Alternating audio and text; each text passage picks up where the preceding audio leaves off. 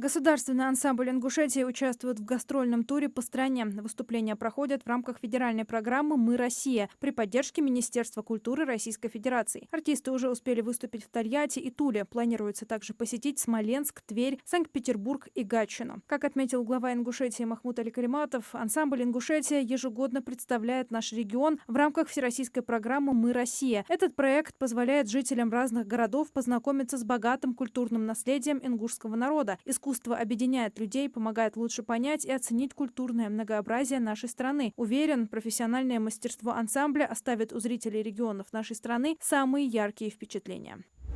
Крупнейшая свалка в Карабулаке, ранее внесенная в Госреестр объектов накопленного вреда окружающей среде, получила повышенный приоритет с 2,5 до 5 баллов. Это превышает необходимый порог для участия в федеральном проекте «Генеральная уборка». Свалка может быть полностью рекультивирована за счет средств федерального бюджета. Как отметил глава Ингушетии Махмуд Аликалиматов, проделана большая подготовительная работа. Разработана и утверждена проектно-сметная документация, получены положительные заключения государственной экологической экспертизы. Конкурсный отбор Минприроды России состоится в 2027 году.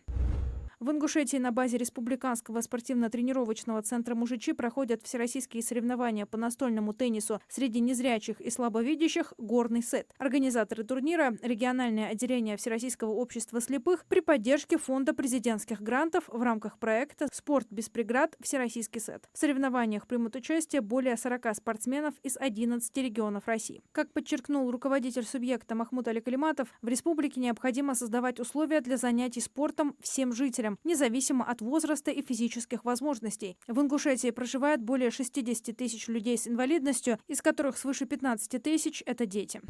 Нагрузка на школьников снижается благодаря детальной работе специальных ведомств. Об этом сообщили в пресс-службе Минпросвещения России. Ранее глава Рособорнадзора Анзор Музаев заявил, что в России школьная программа перегружена темами на 15–30%, что оказывает дополнительную нагрузку. В Минпросвещении, комментируя слова Музаева о проблеме, отметили, что за последнее время была проведена масштабная и детальная работа. В ведомстве указали, что на данный момент можно уверенно заявлять о снижении нагрузки на школьников. Административную ответственность за нарушение при назначении некоторых лекарственных препаратов в ветеринарии введут в России в 2026 году, рассказали в Россельхознадзоре. С 1 марта текущего года вступили в силу новые требования, согласно которым ряд ветеринарных лекарственных средств должны отпускаться только по рецепту. В перечень вошли две группы препаратов, пояснили в Россельхознадзоре. В первой – те, которые применять для лечения животных нельзя, во второй – антимикробные препараты, которые нельзя использовать без клинического подтверждения диагноза, а также при отсутствии эффекта от лечения.